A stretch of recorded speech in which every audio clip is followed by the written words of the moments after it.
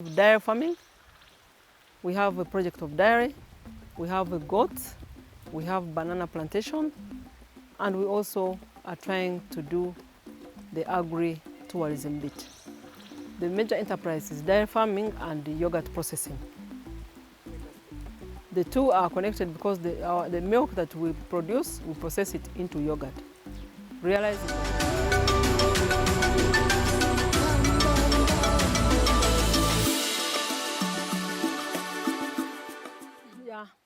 my name is Betty Mbazira Kasabiti, Director of Foods, Uganda Limited, and also our farm.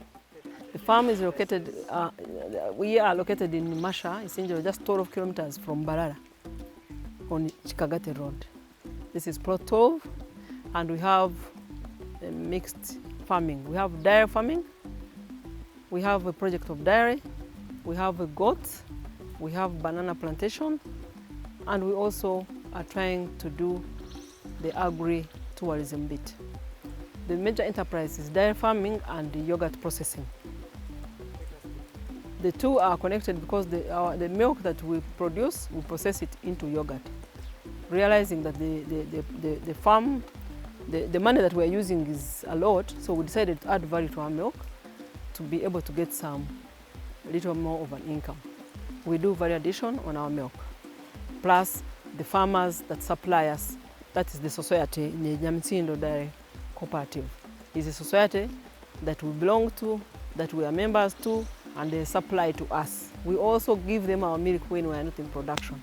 So it is a win-win. The farm started in the early 2000 when I got married with my late husband, and the idea started when they gave us the gifts. When I was getting married, normally for us, they give you gifts in terms of cows. So they gave us 50 cows, but we managed to collect 30. So by then we didn't have this place. So then we are like, where do we put our cows? So we talked with my husband and we agreed like we look for a farm. So we had our savings and we looked for the farm, and this is how this was born. And so we brought our 30 cows of any breed, because when they are giving you cows, they don't specifically say Ankode, Boran, this. They just give you any. So from there we started. But naturally me, I come from the background of cattle keepers. I'm born in Roshere, both parents are there. My father is Esao Rukumba, my mom is Joyce Bonavana. So for us, we grew up taking care of a cow. And it is a cow that took us to school. And it is a cow that we would sell and we get school fees. So we had that bond with a cow. So I love a cow because there's nothing with a cow that I do not understand. Oh yeah, we actually started small, but when we started with the yogurt processing, most of our market was the local market. But slowly we started expanding to Mbarara town, now Kampala, Entebbe, Gulu, Jinja, Kasese. So we are moving. Actually, the problem isn't the market. The problem is actually the production. We need more production to satisfy our market. And the banana plantation, people come here to buy from us. They know, because they know where the good matoke is, they come and pack and buy from it. We do not take it in the market. They actually come here. Let it be goats, let it be what. But with animals selling, because of quarantine, because of FMD, there's been a halt. So, but we get money from our matoke, from our milk. How do I manage is, we've done some training. The biggest challenge we were having at first was staff. We still have, but at least out of 10, you get like 3 who you train into how to manage even when you are not there. Yes, my children are involved, especially in accounts, in URA returns, in those kind of high-tech, marketing, distribution, they are involved. My 2 girls are involved, and my son is still at school. Yes, my family is involved. I have made this farm to make sure that even when I'm there or not there, it sustains itself. Because my family is involved, and my manager, one of them is a shareholder. I give them a share. So that they feel like they are doing their own. They're doing the thing that they are own. Even if I travel from here for a month or 2, things will run smoothly. So that is how I think, like, at first I would drive a car from Kampala to come and oversee processing, go and oversee sales, go and oversee this, but now I can even spend a month on a holiday, if at all there is any. Normally for us, we do tree planting with different organizations. We do tree planting, we discourage, we normally go to schools and we teach kids to come here and plant trees, and they name the tree and they take care of that tree. So that they treasure that tree. Normally I bring them here every end of month, they plant around the farm. They plant around the farm, they name the tree, we name the tree after the person who has planted it. And they come after some time, a month, to see how their tree has gone, how far it has reached. Yeah. We did a competition in 2018 and we emerged the winners then. And it was amazing. It was amazing because we got an overwhelming people that would come to see what we have done. After we went to the Netherlands, I learned a lot from the Netherlands. The Dutch love the cow. I thought I loved the cow, but the Dutch love a cow.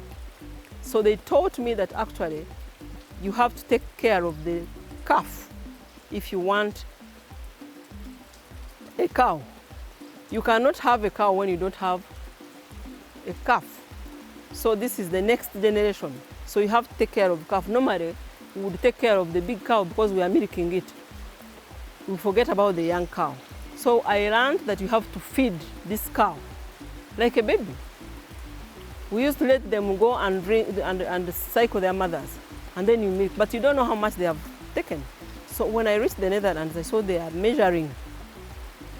They're measuring, they know this calf is so many kgs, and so it has to be fed with so much liters of milk. So we learned about calf feeding, calf management, and paddocking, feeding, because you cannot get milk from a cow that you are not feeding. You have to give it the value for the milk it has given you. So I learned a lot. And then I learned for them, they concentrate, it is called what? They do one enterprise. They do one enterprise and maximally do it well. If it is a dairy, it is dairy. If it is poultry, it is poultry. So I learned like, even if you have so many enterprises, you'd find like there's that enterprise that actually gives you more money, because you cannot do more than one at a go when you are one, and do it well. So that much I learned. And then I learned paddocking also, I've said that, and training the people that you work with. You don't remain with the knowledge. So I trained my staff, I trained my managers, I sent them for training, so the journey was worth it. How I wish I can have a second journey. And so when we came back, wow, the name changed from Betty to Omulima Asinga. So wherever I pass, it is about Omulima Asinga. And that is how even our product gained market. And many companies, many organizations wanted to associate with us, and it helped us. So we got many to associate with us to help us in skilling, to help us in this, to help us in that. So it was a good thing. I hope this time it works out like that. Wow.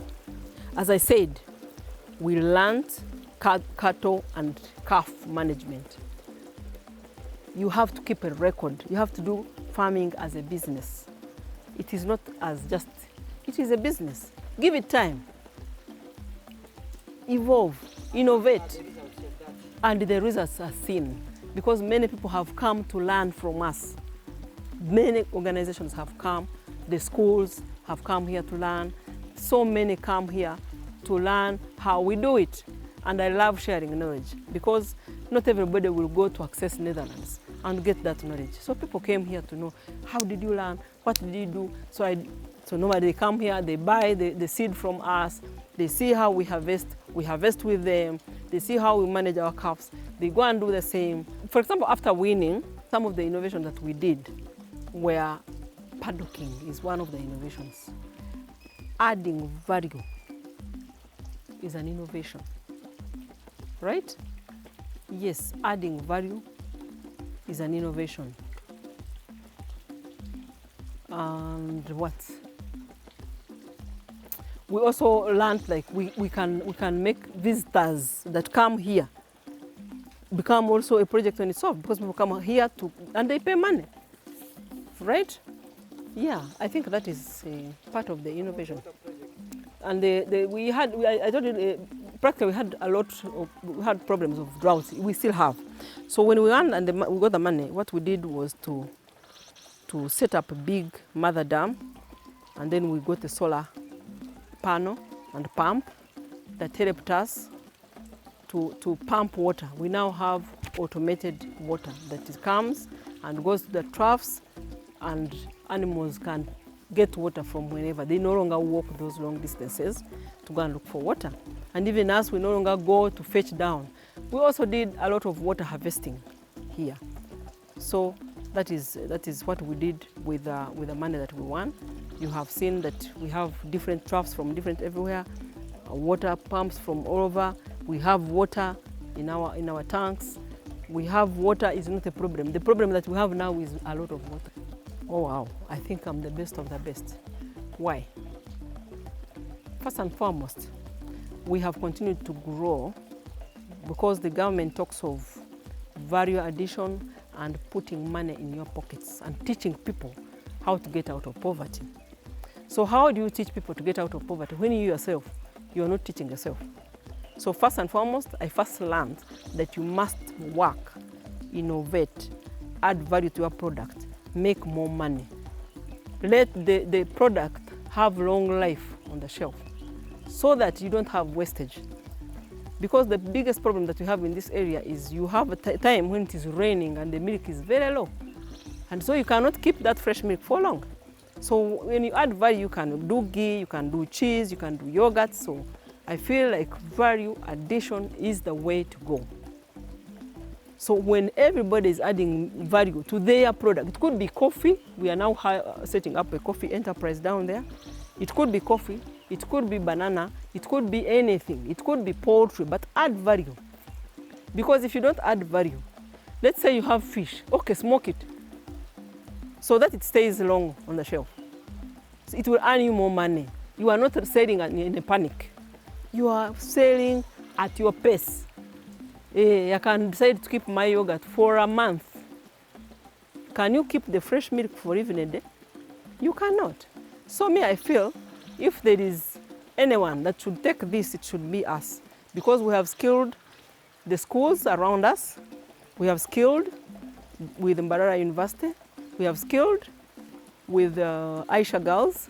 We have skilled with the Mbadifa. We have skilled with very many people. With Nagrik, we partnered with PCFU, private sector foundation that came here and skilled our people around us to go and do the same, add value to their pasture. Because you see, even pastures, you add value. When I cut my pasture and put it in as silage or as hay, I'm adding value, I'm keeping it. It's not going to waste. So to me, value addition is the way to go. And mindset change, because we have tried to change the mindset of people that come here to train with us. We do not hide knowledge. Sharing knowledge is our passion.